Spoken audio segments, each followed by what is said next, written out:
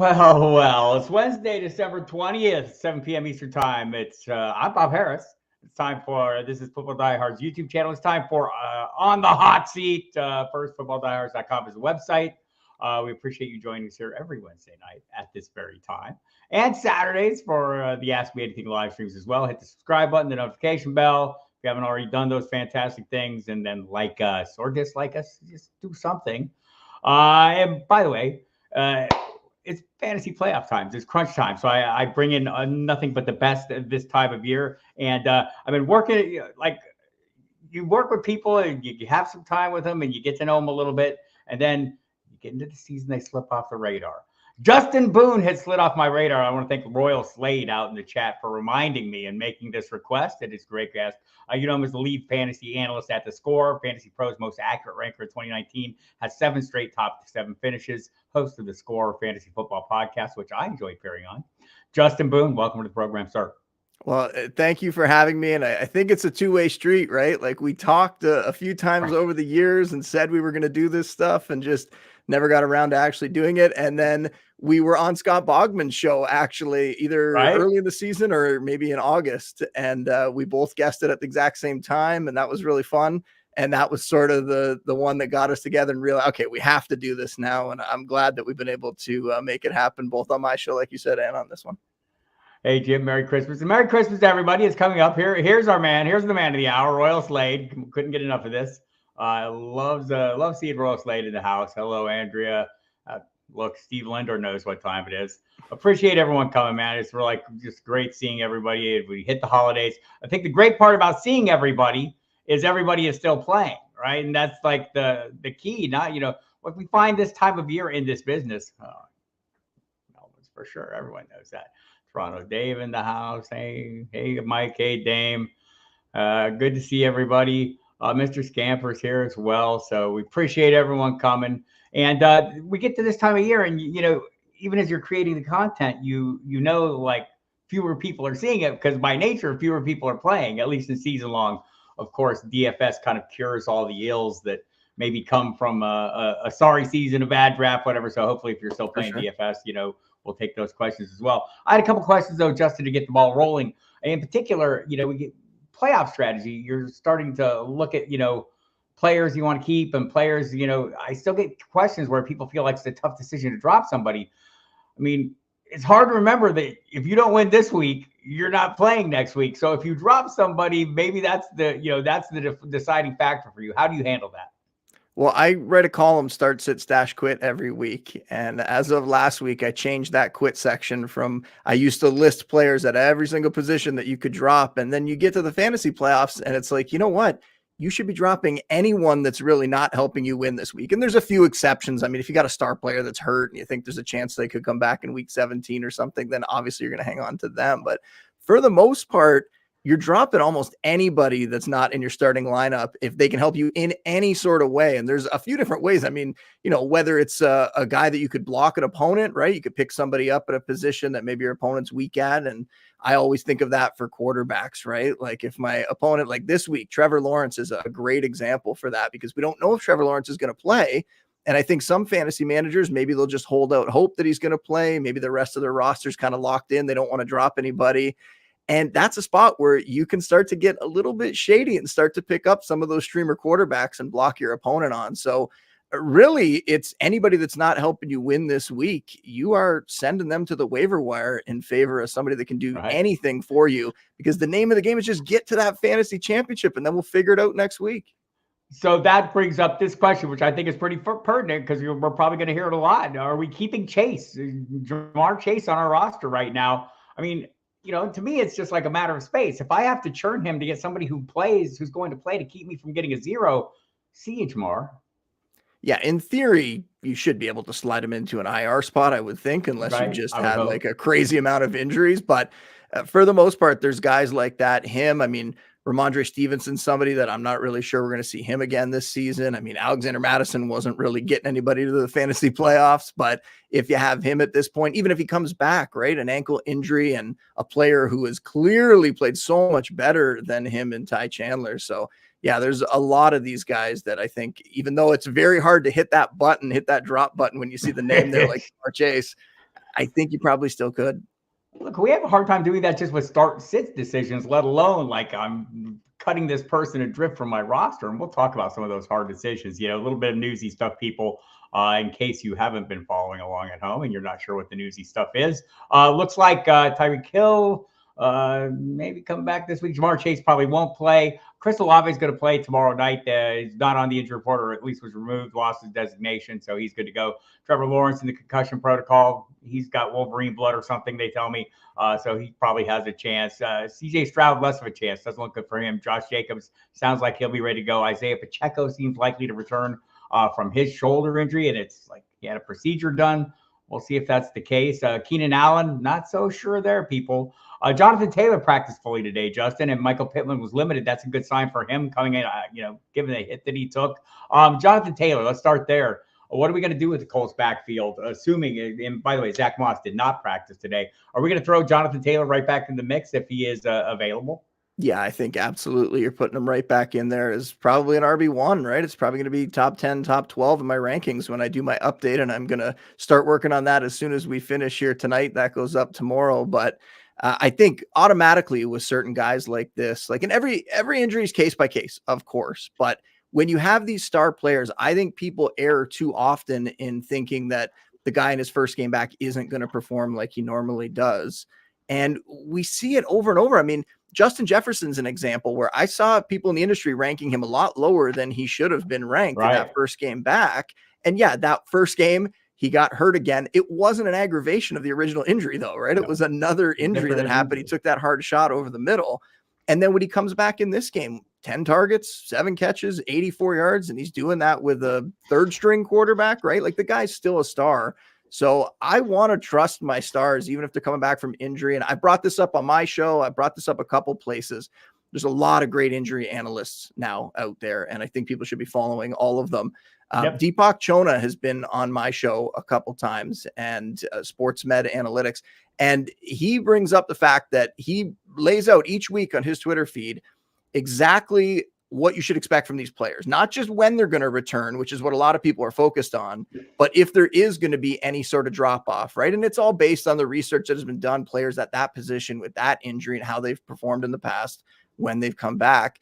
And, it could be a 15% reduction. It could be a 30% reduction. It could be he's not going to be 100% for 2 weeks, that sort of thing. And he has nailed a couple this year. There was a time when Christian Watson came back. So I think that's very valuable information. Yes. And I think normally we just consider what the player is going to be back, and then you got to go with them, right? I think there are some instances where you can use that knowledge and kind of go around it a little bit. But for the most part, when you're talking about a star guy, whether it's Taylor, whether it's Josh Jacobs, if we do see him and it seems kind of positive for him, you're just throwing these guys back in your lineup. Are you going to be the one that loses with Jonathan Taylor on your bench? That's what you're going to regret all offseason. So that's the question kind of I asked myself. And I mean, there are some other players that we'll talk about a little bit, but I think the fantasy doctors have a nice little, they have a Excel page out there that they've shared on Google that you can load up every week. It's like a good starting point to see, just the new injuries versus the old injuries, where players are. So there is a ton of great content out there. And it's great seeing these guys get into this, guys that are avid hobbyists in the first place to then be able to apply their expertise to it. And they all do a fantastic job. So check those people out. So here's where we come to, divorcing the name from the numbers is like difficult for all of us. We fear missing out on a huge game from the guy that we invested heavily in. And I'm looking at you, Patrick Mahomes, because we haven't been getting great returns, right? So, let's say this week you're sitting there and you're facing a decision between Patrick Mahomes and I don't know. And, it's not an overly daunting matchup, but Vegas has been playing better of late. And then you have like someone coming off a huge game with a super easy matchup. I don't know. Baker Mayfield comes to mind in that regard, right? You're making some of these decisions. I think the tendency is to outsmart ourselves and try to go with the shiny new piece or the hot hand in a great matchup. Is that the smart move to you, or do you just stick with Patrick Mahomes no matter what? It goes back to what I just said, right? That feeling of, could you live with yourself if you put Patrick Mahomes on the bench and he puts up 4 touchdowns? And if it's close, if we're talking about, if you're looking at the rankings and a player's, 1 or 2 spots difference, that's a little bit different. Then I tell people, trust your gut. That's fine. If we're talking about a big difference, then you got to go with the star. You got to go with the guy that you trust. the guy that even if they haven't performed great recently, and you could name other guys, right? Dak had a down week last game. Right. Stephon Diggs has had sort of a down month or String of so, down maybe games. 6 weeks. Yeah, it's kind of been not great, but the Bills are winning. So Diggs can't really get too mad about it because all he wants to do is win. And I think that's why we're not really hearing much from him. I think the times when they lose and he's not getting the ball, that's when you really see him get angry, and it tends to be in the playoffs. And like I showed you before the show, I have my I Still Believe shirt. So of course, we know they're going to make the playoffs now, and we know they're going to make a run. And I was not saying that a few weeks ago, so I'm a terrible Bills fan. But but yeah, there's so many guys like that we could look at. Bijan Robinson is one that, man, so much talk, so much negativity about him. But I have him right back in my RB1 ranks this week because the matchup is fantastic, and it is really hard to put him on your bench. Do you really have that many players, that many running backs that you're going to be able to put over him? It's hard to imagine that that's the case. So I'm looking to just trust these guys that are the stars and hope that, and we've seen this so much this year, right? The up and down nature of the league, the way that you can be right and wrong about something within the course of a few weeks, where a player goes off and then has a couple quiet games and then goes off again, right? So I'm going back to these guys in the fantasy playoffs when it's most important.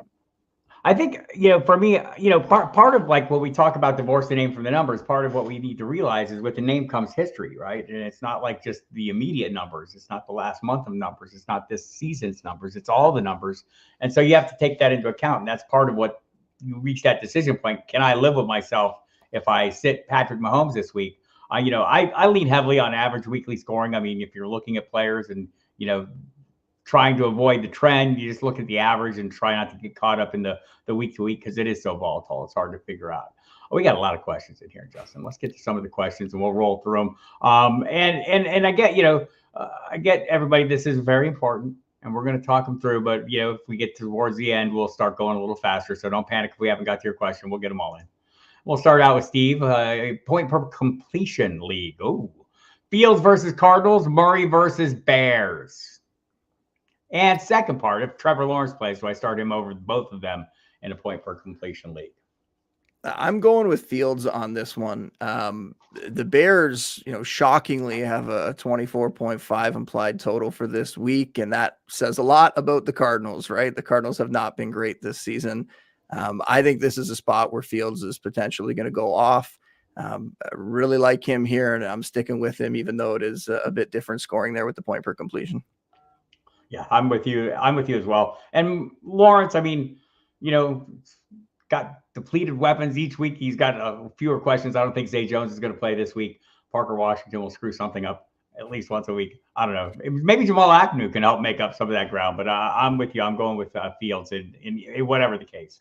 Yeah, I like the environment in that game. Right. I mean, that Bucs-Jags game, I'm kind of surprised that the total's as low as it is in that one. I feel like it should be higher. I feel like it's going to be a little more back and forth, and maybe it is because they feel strongly that Beathard's going to be the one out there and not Lawrence. But like you said earlier, there is still a good shot that Lawrence could play this week and get cleared. Yeah. We've seen in the second half of the season a lot more guys getting cleared from the concussion protocol within 1 week. I don't know why that is, but it certainly has been the case over the second half of the year.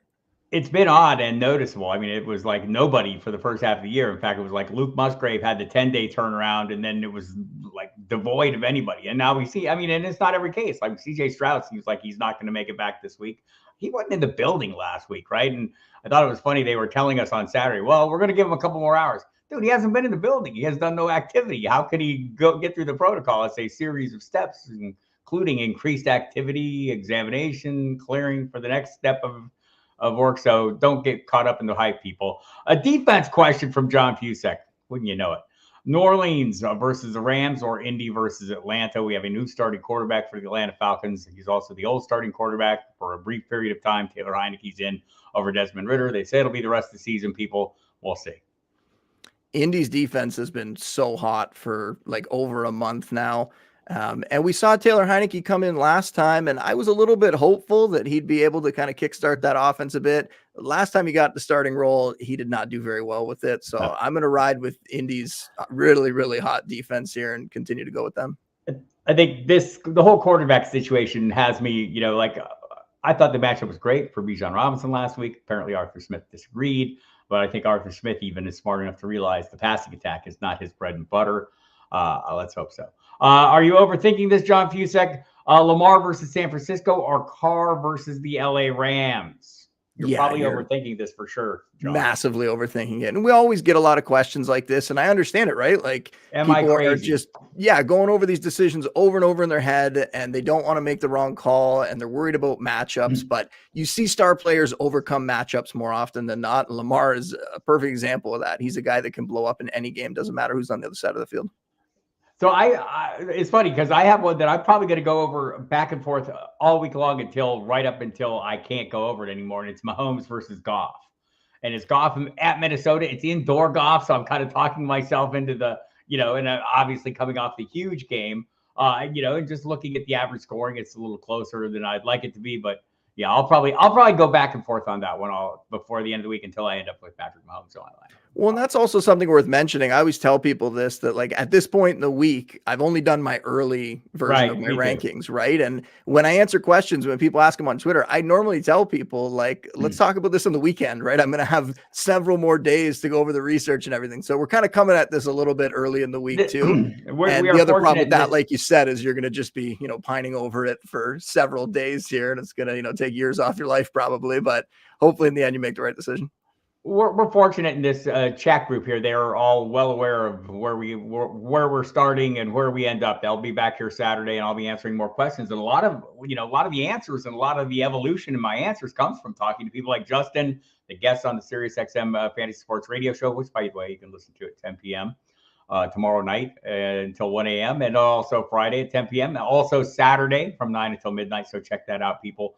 And we do, you have these conversations with other people and you get questions and it makes you think about things maybe in a little different way than you had been. And it kind of spurs the thought. So this is the start of the conversation. Everyone out there knows that. So yes, you were overthinking, John, but that's okay. It's what we do. Everett versus Buffalo or Tucker Kraft versus Carolina. Tucker's coming on. Yeah, that's a much tougher one. That one's going to be really, really close for me. I like Kraft. I mean, he's been playing so well. I'm very concerned that Jaden Reed and Christian Watson aren't going to be playing this week. Both of them missed practice today. Watson, it's been that hamstring that's bothering him still. Reed, it's now this toe injury. We don't know how severe it is, whether it's turf toe or not. Could be a situation where both those guys are out. And yeah, I think what we've seen from Kraft has been really, really intriguing. A couple back-to-back good games here. I think he could do it again. I think he's going to get the volume, and I think he's a player that we've seen more than enough to feel confident in as potentially even like a fringe low-end tight end one this week. Yeah, I feel like this could be a little bit of a boat race in LA. The Bills coming in hot. Justin's Bills looking very good right now. It may just dominate on the ground. I mean, this defense doesn't do a hell of a lot. We'll see. Maybe the change to an interim coach has sometimes sparked the little things the Raiders would tell you. So we'll see. But I'm with you. Tucker Kraft on this one. And by the way, if you're playing the daily games, Kraft, Ontavian Wicks, with if there's Reed and Watson both out, players you should have in mind because it's a good matchup for Jordan Love. Steve Leonard needs two of these in flex players. Josh Palmer versus the Bills. Rashid Shaheed versus the Rams. Parker Washington versus Tampa Bay. Demario Douglas versus Denver, or Antonio Gibson versus Jets. Is this just easy? That's an assortment of characters there. That is a tough one. So Antonio Gibson, don't really love what we saw last week where he wasn't really playing much in the second half. Right. Didn't get the usage you would expect. I think Brian Robinson will probably be out this game. And maybe Jonathan Williams, he got concussed too. So maybe it's only a two-man committee. Yeah, it's still, I don't know. It'll be tough for me to get behind Antonio Gibson after what we saw last week. I think the guy that's going to move up my rankings significantly in the update tomorrow is Parker Washington, because like you said, I don't think Zay Jones is going to play in this game. And I talked about it a bit earlier there where I think we could see, two pass funnel defenses in that game with the Jags and Bucks. We could see a lot of throwing, even if Lawrence isn't out there. And Ridley leading the league in targets the last 2 weeks, has 25 targets over the last two games. But Parker Washington could be the second guy there in that offense. And we've seen him 2 touchdowns in the last 3 weeks. He's a guy that I think I might sneak in there over Shaheed in my rankings update. Yeah, I think I might too. What did Douglas do this week? I mean, it wasn't much. Wasn't much. It was such. I mean, like the problem is still it's a lousy offense, right? Yeah. I mean, that's just trying to avoid the lousy offenses. I'm probably going to go with that as well. And I guess I feel okay with whether, I guess I feel okay with Palmer as well. I'll probably go Palmer and Washington just based on what the anticipated roles would be over Demario Douglas and Shaheed, who seems to be kind of a spike play, and it sounds like with Olave back. Yeah, I think that's my order, and I'm done with Gibson too. As a matter of fact, so we'll go from there. Defense question again. A lot of defense questions from people. KC versus Raiders or Green Bay versus Panthers. Ooh, that is tough. Now, Green Bay has been not great on defense, but this matchup with the Panthers make everybody look good. Their offense. I mean, the quotes from their OC, I think it was his wife that put out like that they would wish that anybody else would take the job, right? Like they don't even want to be there at this point. They just want the season to be over with. I think the Panthers are going to continue to turn the ball over. They have not looked great. I'm going with the Packers here, surprisingly. It's really close. There's two spot difference in my rankings. I think they're both top five plays, but I actually will go with the Packers. I mean, I'm generally here to pick on quarterbacks, right? Because we don't always know the scoring system. It can be a little tough to, figure out. And I mean, I think I tend to play it a little, I don't want to say close to best, but like, and it's maybe an oversimplification, but picking on quarterbacks tends to be pretty good business for defenses. I'm going to lean Kansas City and hope Aiden O'Connell turns back into Aiden O'Connell. So but I don't think there's a bad play between those two. I guess I'm not against picking on Bryce Young as well. That's for sure. All right, there you go, Steve. And by the way, I think we have Green Bay. If Green Bay is home, I'd lean towards Green Bay. We have assistant Jim Furry is out there giving assistance. I think that's a fair point. It could be high scoring. The KC Raiders could be. They tend to get that way. Hi, Jim. Thank you. Appreciate that. Appreciate the assist on that question. All right, here we go. Joe Navejas. Would you start Jordan Love versus Carolina or Baker versus Jacksonville? I think you have to go with Baker, right? What we've seen the last couple games, 7 touchdowns. He's got back-to-back QB1 performances. All those things that we've already said about that game. Yeah. Yeah, the Jags secondary is just ripe for the picking. I'm going to go ahead and go with that. Great weapons, too. And by the way, Chris Godwin, welcome back to the fray. Appreciate back to life. Sir. Yeah, it's great to see. That's correct, Steve. All right. Mullins versus who? Here we go. Mullins versus Flacco. I have Love, but I see zero upside in that matchup. I don't see zero upside there. I think it's like not an unreasonable matchup for Jordan Love this week myself against Carroll. I mean, it's not the best. And maybe the diminished weapons are the issue. But either way, I mean, great weapons on for both the other players there. Probably more favorable matchups, and maybe for Flacco for sure. I think that I still like Love here. The Flacco thing that I'm a little bit worried about is the Houston offense. If we're not having Stroud out there, like that Cleveland defense is so good. Like they're going to shut down that offense with Case Keenum. So I don't think we're going to get a situation where Flacco's going to have to throw as much as he's thrown recently. But kind of close between those two, but I actually would still go with Love. I like, even if those two guys are out, even if Watson's out and even if Reed's out, they have a lot of young players that can make plays out there. And Davian Wicks is somebody that I picked up in a bunch of leagues, and I might even have to play this week in one league. I like Wicks quite a bit. Yeah, I don't disagree with the Love, Kenny B, but I mean, it feels like you have a leading, and if you're feeling like really uncomfortable with it, I would probably go Flacco over Mullins. But it's Flacco over Mullins, I agree. Right, he's got 300 yards a game so far. I don't know, but I think your point is really good, Justin. I hadn't really thought of it that way, and it seems like totally reasonable to be thinking the game script in this one. Here's one: Goff or Mayfield, just a general easy one for us. These are like coin flips. This one is very close, but I would go with Goff. I have Goff ahead of Mayfield as well. Like you don't want you want to play the hot hand, but you don't want to overstate it. I mean, it's they're both the hot hand. 9 touchdowns between them last week. Is that? Yep. I don't think either of them are going to have last week's game, but if one was more likely to, it might be Goff. I do like that it's at Minnesota, so it's semi-indoors. He can tell himself he's at home. Oh, thank you there, Dominic. Appreciate you. Wish happy holidays to you and your family as well, and to the cats. The cats are standing by, watching from upstairs. We have a couple cats over here as well. Very good, very good. Andrea needs two. Always the toughest questions. Mostert versus Dallas, Bijan versus Indy, Javonte Williams versus New England, McKinnon versus Vegas, or Pacheco, who seems like he will be back. Two of those.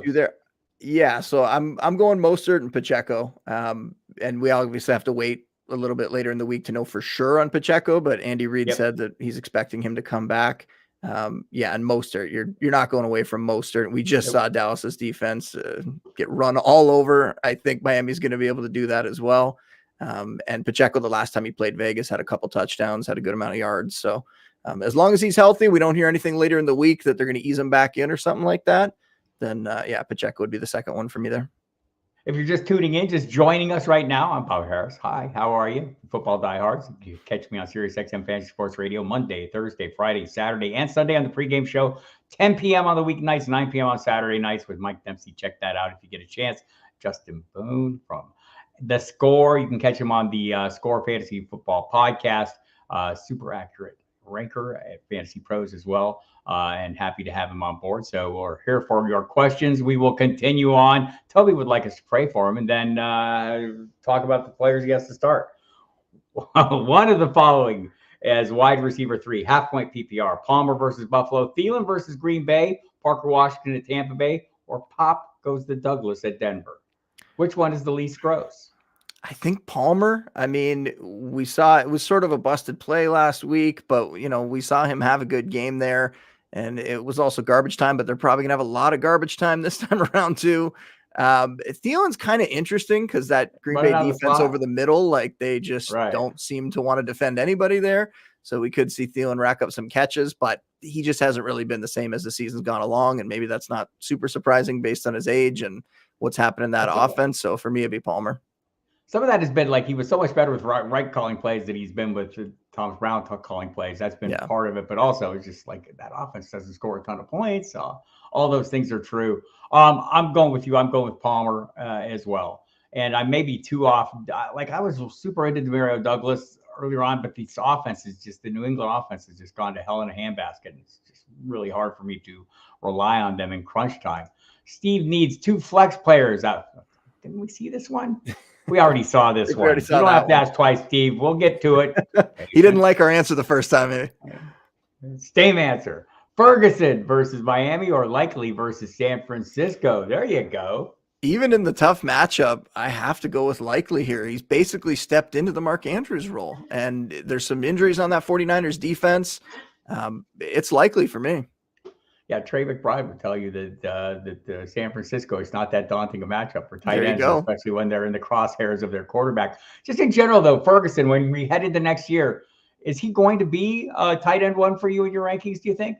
I think he has to be. It might be a little bit lower end tight end 1, but based on the way he's played this year, and we'll see. I think there's going to be some good rookies coming in as well. And now we're not so worried about these rookies coming in, potentially waiting a couple of years for them. I think a lot of these guys will step in and produce like we saw this season. But yeah, Ferguson to me has to be in at least that low end tight end 1 range at this point. He's definitely kept himself ahead of Luke Schoonmaker. I don't think we're going to see Luke Schoonmaker. And it's so sad, right? You see some of these guys come in and Schoonmaker has the injury, doesn't really have a chance to compete. Maybe he wouldn't have won the job anyway, but now he's kind of stuck behind Ferguson, and we'll see what he can do going into next season. But it's Ferguson as a low-end tight end 1 in my mind. Just another question about the Dallas offense while we're talking about it a little bit. I mean, it wasn't great last week against Buffalo for sure, but for the most part, it's been phenomenal, right? And I mean, like I was a little skeptical when they cut Kellen Moore loose. I mean, I thought this offense is pretty good with Kellen Moore. Mike McCarthy, the narrative as he left Green Bay was that he was, kind of phoning it in and all that. And it turns out he's done a really good job with this offense. And I keep going back to Thanksgiving after that game when Dak Prescott's getting interviewed and he's saying, I feel more comfortable in this offense than I felt in any offense since I've been a pro. All that seems to be bearing out. How bullish are we going to be on this offense heading into next season? I think very bullish. I think we have to be super excited about it. And I think I will say that I owe an apology to Mike McCarthy because I was believing that they would lean more on the run this season. I didn't think there was any chance we were going to see what they've done this year. So yeah, very, very high in this Dallas offense moving forward. And they might even add more weapons to this thing, right? I could see them bringing in a running back. Like, wouldn't that be a nice spot? Derrick Henry's kind of talking like he's not going to go back to the Titans next season. Let's bring an aging Derrick Henry in there and pair him up with Tony Pollard. I think that could be very interesting. Yeah, that'd be a nice thunder and lightning there. And Tony Pollard, by the way, seems to be coming on even as well as we hit down the stretch, which is helping people out who have stuck with him. Keenan Allen, if he does not play, Mike Arts wants to know Javonte versus New England or Ty Chandler versus the Lions. I'm just going to start out by noting Alexander Mattison did not practice. He has fallen behind Ty Chandler on the depth chart. First of all, before we answer this question, what the hell took the Vikings so long to come around to this? I feel like the fantasy community, like we tend to be a little more assertive and aggressive about players. Why isn't he playing more? He should be playing more. Sometimes we're right. I feel like in this case, Ty Chandler, we all liked him better than the Vikings did. I mean, they brought in Cam Akers. They were looking for reasons not to play Ty Chandler. Yeah, I don't know if it had something to do with like the contract that they gave Madison, and maybe they sort of promised him that he was going to be the lead back. Like, it doesn't make any sense. We're just sort of grasping at straws here to try to figure it out. So yeah, you see Chandler come in like this, and late in the season, sometimes when these backups get starts, the fresh legs thing comes in, right? Like you see these guys come in and they are just raring to go. So whether Chandler can keep this up over the long haul, who knows? I'm not so confident in that, but right now he is fresh. He's producing that. And we're seeing the coaching staff immediately is just saying that, yeah, he's going to be the guy. They're going to go into it with him as the lead back now, whether Madison's out there or not. And like I said earlier, even if Madison does come back, the type of injury that he had with the ankle, I don't think he's going to be even as effective as he was before, which wasn't that effective. So Chandler would be my answer to this question. And yeah, I think he's somebody you could be excited about as potentially like a top 15 back the next couple of weeks. Yeah, thank you, Dill. That's very kind of you. Christmas time, a little Christmas cheer. So I'll just, I'll go back to this. I mean, and I don't want to get carried away, but just eyeball test wise, watching Chandler last week, I mean, he ran with kind of vision and speed that I haven't seen from Madison, I don't think, in his career. So I'm pretty interested to see if he can keep it going. It's tough matchups, though. So we're looking at Javonte versus Chandler. In the same matchup, Javonte struggled in last week, right? I mean, the Detroit defense is kind of no joke. What do you think about that? Yeah, I'm still going with Chandler, and it's a bit of a volume thing. As long as Samaje Perine's okay, he was out of practice today. I think it was just for rest. They're sort of getting other guys involved there, where Chandler's the top guy, and Kenny Wangu is not getting that many touches. So it's a bit of a volume thing there, and how Chandler's looked recently, and Javonte hasn't really come through with massive games recently. I think a couple weeks ago he was all right, but last week not so much. So going with Chandler on that one. And I also think too, like later in the season when we're seeing some of these guys like step up, I think fantasy wise, we have to be able to adapt. Like you can't just sort of rest on Javonte Williams. We've liked him for 2 years, and we think he's going to be one of the next stars at running back. All that goes out the window when you see something like last week when Chandler puts up a game like he did. You have to be willing to adapt, and that's going to give you the best chance to get to the fantasy championship in my mind. Yeah, every year there is a running back who nobody drafted who comes out of nowhere to win people titles. So, I mean, that's, we can go back to Nick Goings, every year there are players who are going to win you titles. Maybe this year Ty Chandler is one of those players. Maybe it was going to be Keaton Mitchell before he was so horribly taken away from me. Yeah. Brutal. That's a bad scene. What can you do? Don't go look at the replay. Right. If anybody hasn't seen that replay, don't go look at that replay. I wish I hadn't seen it. It wasn't great. Rich Rodriguez wants to know, hi, how are you, Rich? Am I crazy? Love the starting line there. To start Purdy over Jalen this week? Full PPR, who would you guys start? And thanks for being so awesome. I don't think it would ever be crazy to start Purdy over anybody. No, that's one of those ones where they're both sort of at the high end of the QB1 rankings. And Hurts, he doesn't look 100% healthy. And people, I don't understand why, we saw, I think it was Chris Long who had this, big rant about, people need to have more context about their takes and things. Injuries play a factor. And sometimes these guys gut it out and they play through it. And I think back to Josh Allen last year where people really got on him, but he wasn't 100% in the second half of the season. And we're seeing it this year with Hurts. He's not 100%. When he's running out of the pocket, he's sort of laboring. Like, this is not the same guy that we saw last season, and yet he's still getting it done more weeks than not. So I would go with him, but yeah, it's a fairly close call in that 49ers Baltimore game. We could see a lot of points scored in that game. I know it's two really good defenses, but it's also two pretty good offenses as well. And sometimes when these really good teams square off, we get these big games. So I'm not too worried. I'm not calling you crazy by any means if you're going with Purdy here, but for me, it would be Hurts. Yeah, I not crazy at all. And I agree with pretty much everything Justin just said there. I don't think these are tough decisions, and you're going to hit some, you're going to miss some. the old Jeff Mann's tried and true theory is you build a depth chart and you play your depth chart, right? So you don't sit there and outsmart yourself, which is what our tendency is to do. All right. Yes, Steve, your questions are being repeated a lot. Sorry about that. Sorry, we were repeating your questions. I guess they weren't going through, but we won't repeat them in the chat. Hi, Justin. Hi, Bob. Hi, Jerry. How are you? Full PPR flex position Achane versus Cowboys or Zay Flowers versus 49ers?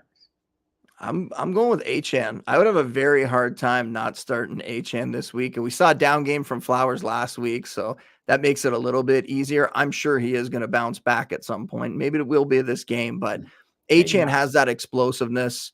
And like I said, I think they're going to be able to run on the Cowboys based on what we've seen from Dallas recently. And man, I just want to have that upside of Achane in my lineup every single week, especially in the fantasy playoffs. Right. And it's in the flex. And hopefully, Jerry, you've built a great lineup around him and everything's working great. So, yeah, I think the flex is the ideal place for him because obviously you've got two running backs you feel better about there. So, Toronto Dave chimes in. Edwin Porras is the doctor, the injury analyst he enjoys. There are a bunch of them out there. There's so many. All of them. Adam Hutchinson, Jeff Mueller. I mean, I'm going to, it's a mistake to try to list them all because we're going to forget some. We'll forget the good ones. Right. Yeah. I mean, Stephania Bell. I missed Dr. Gene. The original. Yeah. Stephania, Gene. I mean, they've been around almost as long as I've been doing this. And that's a very long time. I don't want to age any or date anybody there, but it's a very long time.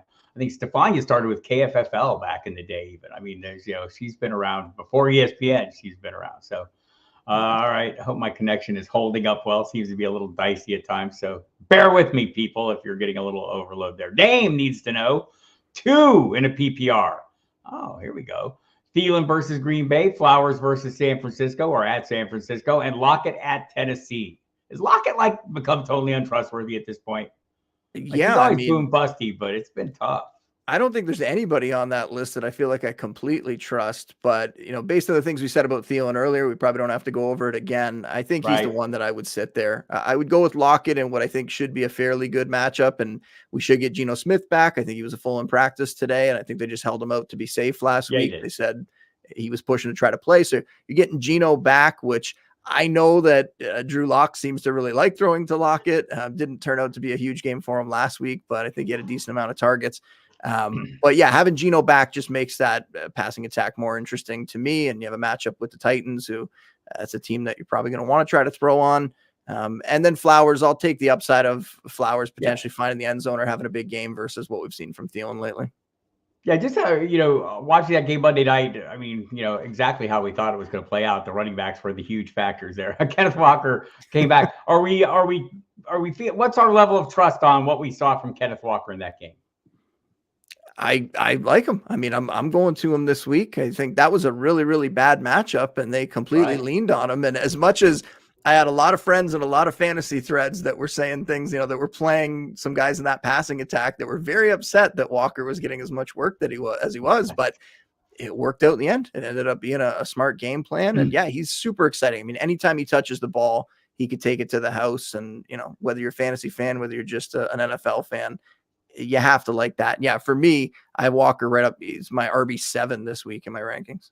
Yep, totally agree. Fantasy championship on the line this week. Need 2. Breece Hall, Mostert, Taylor.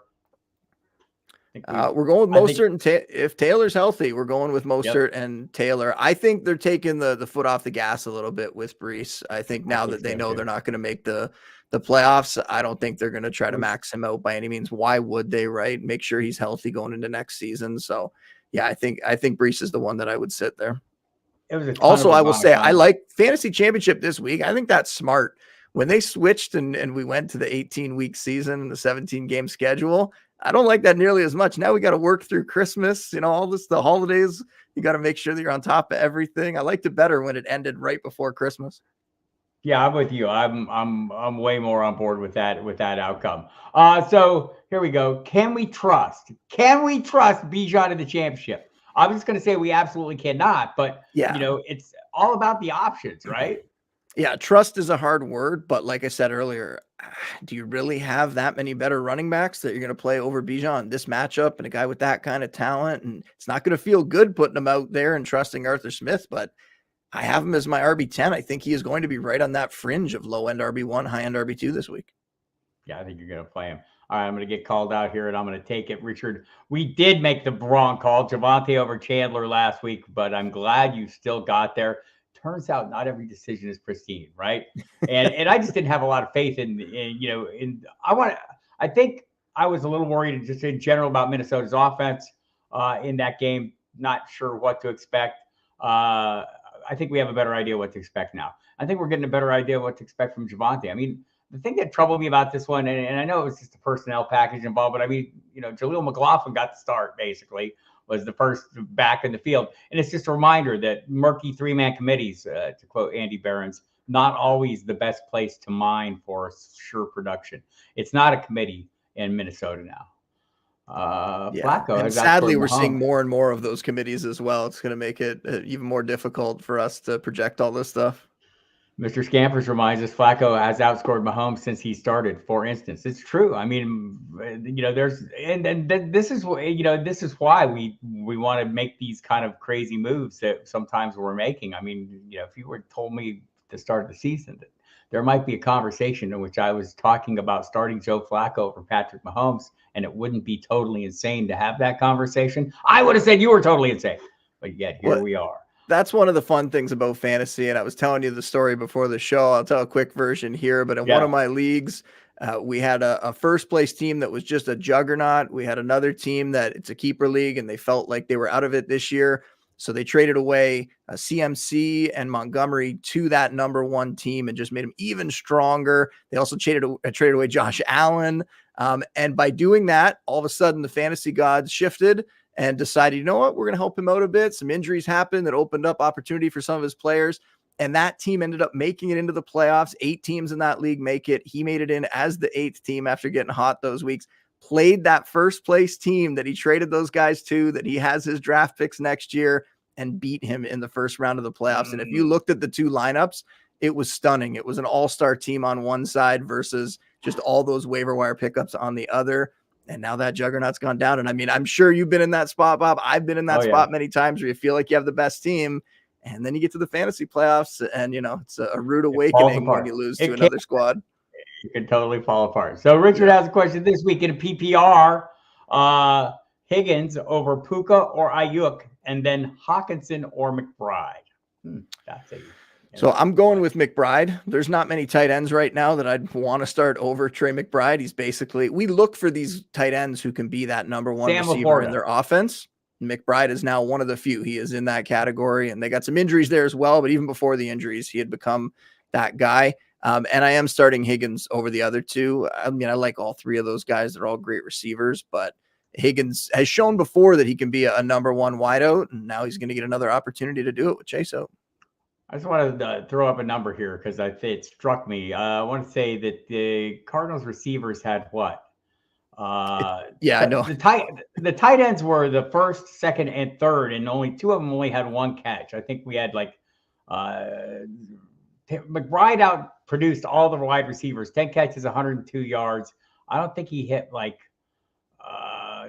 what was the number? I think he had 26 yards to the rest of the wide receiving core. Now Marquise Brown was out for most of the game and maybe out again this week. Michael Wilson's back, so it was ugly. I'm with you. There's not a lot of tight ends I'm interested in. Sam Laporta might be one. Is he on the list of guys you play ahead of McBride? Yeah, they're sort of like neck and neck each week. And 1A, 1B. That's sort of one that I have to stress about every single week and dig deep into the matchups and stuff. And Laporta this week is my number 1 tight end. He's ahead of him. I was just trying to look up the receivers. We had Greg Dorsch 2 for 15. He led the way. Rondell Moore 2 for 5. That was it. I think so. 4 catches for 20 yards for the receivers. Right. That was it. I mean, and it was McBride just dominated. So we're going into dynasty startups next year. Travis Kelce has long been the top pick. Hawkinson's going to be in that conversation, maybe thinking Kirk Cousins will be back, and I feel a little better about him. Is the argument, though, that is it Laporta and McBride at the top of the list, at the top of the ranks in dynasty this year? Hands down. That's how I'm going to have it when I Easy, do my right? next update at the beginning of January. Yeah. I don't think there's any other way to look at it. They're young, they're producing, they're really showing us everything that you want to see. And man, what a tight end class that came in this year. I know, McBride's not a rookie, but what a young group of tight ends we have in the league, and those rookies that came in this year, and even guys that didn't get all the way there, like a Luke Musgrave, like Right. he's somebody that's really exciting that I'd be targeting next year as well. Like, just so many guys. And the one that you got to feel bad for right now is my guy Dalton Kincaid, who was producing really well when Dawson Knox was out. And I thought, you know what, the offense has changed. They're going to continue to go with him, and So Knox too. comes back, and unfortunately, has not it getting been it done. Knox? Is Knox the piece that's making the difference, or is it the shift to more the run this week and maybe some other factors? I mean, like I always feel like I boil these things down to single variable issues when they're really multi-variable issues. We all know that. And I want, and maybe I'm just making excuses for Dalton Kincaid, who I had way higher expectations for. No, I think some of it was also just the way the games went, right? Like last week, they're dominating. They were running the ball so well. And we saw the quotes, right, from Joe Brady that he was saying, like, it was working. Why would we go away from it? We were going to continue to run the ball. And if you're going to run the ball, you don't really need Dalton Kincaid out there to do that. Dawson Knox, a better blocker at this point in their careers. So, yeah, I think there are quite a few factors. But the other thing that I didn't really understand was that first game when Dawson Knox came back, we saw Kincaid go back to like the low ADOT that he had early in the season. Right. And that was strange at the time. And then you see him like get unlocked and you figure, okay, we're past that. Knox comes back. He goes back to the low ADOT. Super small sample. Maybe it was just that game, of course. But yeah, I thought that was even really strange. You could write off last week's game as, well, maybe it was just because it was the blowout. The game before that, though, where, yeah, he was running those short routes again. I didn't really get it. Right, I'm with you there. By the way, thank you, Royal Slade. Appreciate you and appreciate the reminder that I should have had Justin Boone on way sooner than I did. But glad to have you, Justin. Swift or Achane in a full PPR. I'm assuming this is a flex play. This is not your running back one. Go ahead. I'm going with Swift. I think last week, okay, so we finally saw him have a bit of a bounce back. 20 touches in that game. Wasn't a huge game. Didn't find the end zone, but don't yet feel bad for him every time he goes down at like the 1 or 2 yard line, and he just knows So he's close. all right. They're going to take it away from. They're not going to give it to me. Oh man. And great matchups. He's got great matchups the next couple weeks here. I think the Giants and the Cardinals.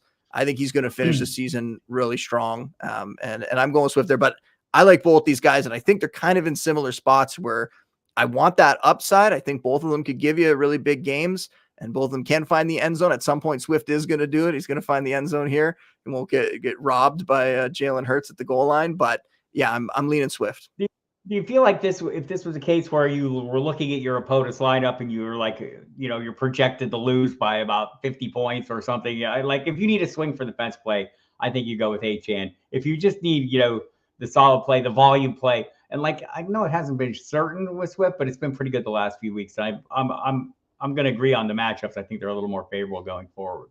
Mr. Scampers has a defensive question: Philly versus the New York Giants or Detroit at Minnesota? I know Philly's been bad, and I shouldn't be repping these like bad defenses and good matchups because that can burn you sometimes. And I just did it with the Packers earlier, but I'm going with Philly here. I mean, that Giants offense, we've seen so many teams get home against them this season. And I think this is going to be another case where that Eagles front is going to be able to control them a bit there. So I feel like I have to go with the Eagles on that one. We're going to agree on this one. As a matter of fact, I'm going also with the Eagles. And we'll see how that one plays out. Scampers, I hope it works out well for you. I have a road Miami's defense. I have ridden. Yes, you have, Paul DeSantis. And boy, if you have been, good for you. Would you start them over Dallas or pivot to Chicago? It's funny. I've had the same question from about 3 people this week about getting away from Miami because they're going up against Dallas. How do you feel about that? Yeah, I've dropped Miami. I did the same thing here. I've been riding them for the last month or so. And yeah, I dropped them in the leagues where I had them. I think it's time. I think the matchups the next couple of weeks, right? It's Cowboys and it's Ravens, right. I believe, right? So yeah, Ravens next. There's really no point. I don't feel great about those situations for them. And I think there's so many streamers at defense this year, right? Like really you look at all these quarterback situations, all these backups, or even into like the third string guys in some situations. So many defenses you could look to. I don't think you need to chase Miami. They had their time and it was great, but yeah, I think it's over now. Be grateful for what you had, not sad for what you're losing, people. All right, need a tight end for PPR, Hunter Henry, Pat Freiermuth, or Kraft. Freiermuth got a full practice in today. I was a little worried yesterday when he did not, but he did. Don't know if I'm feeling really great about Mason Rudolph as quarterback, although he's very handsome. Very handsome. I'm going Kraft. We talked about him earlier. I really like his situation, and it might be a little bit closer if I knew that Henry was going to be healthy. But yeah, I'm not 100% sure. Or if it was a standard league, it would be a pretty easy call, right? Yeah, exactly. Yeah, 2 catches for 2 touchdowns. Yeah. All right, here we go. Reese I wants to know Ty Chandler, James Conner, Terry McLaurin. Look, James Conner, I feel like people kind of got down on him. When you look at the every week, the usage and the production, it's been pretty consistently solid.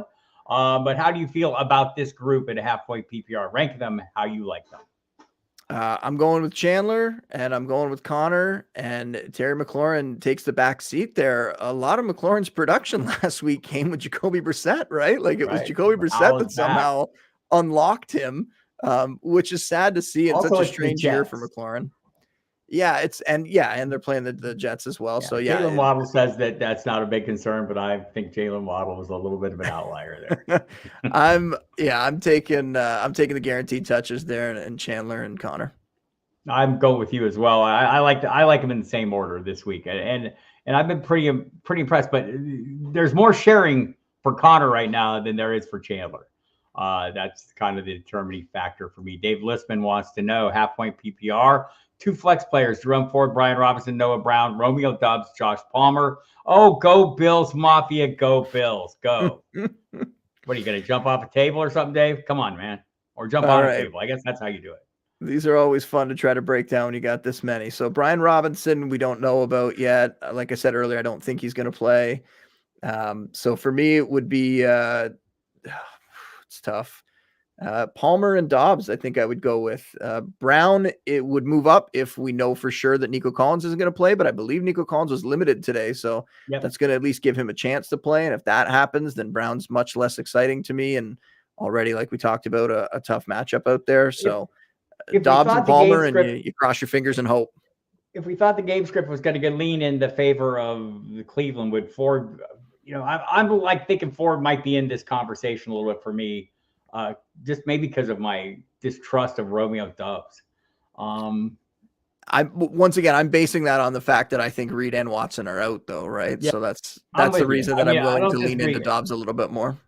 I'll probably go Ford and Palmer, but it's really close. And Noah Brown might rise up a little bit, but if I think that there is no Nico Collins, but also he's playing Cleveland, and I'm probably in that. I'm probably locked in on mine, and so. We've got 2 votes for Josh Palmer, a vote for Doubs, and a vote for Ford. Sorted out the rest, Dave Listman, and good luck to you in your playoff pursuits.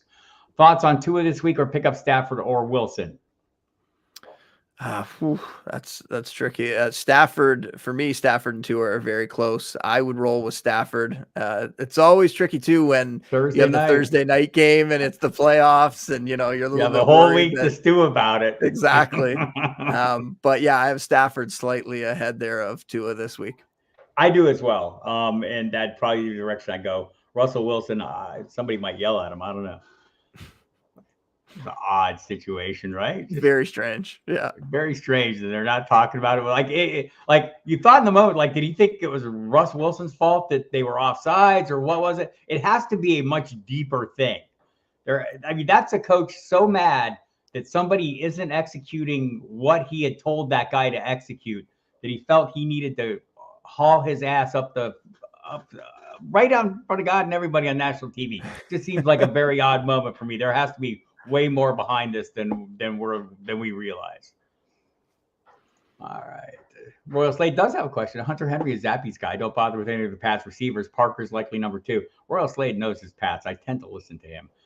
Green Bay's away game. Thank you, Mel.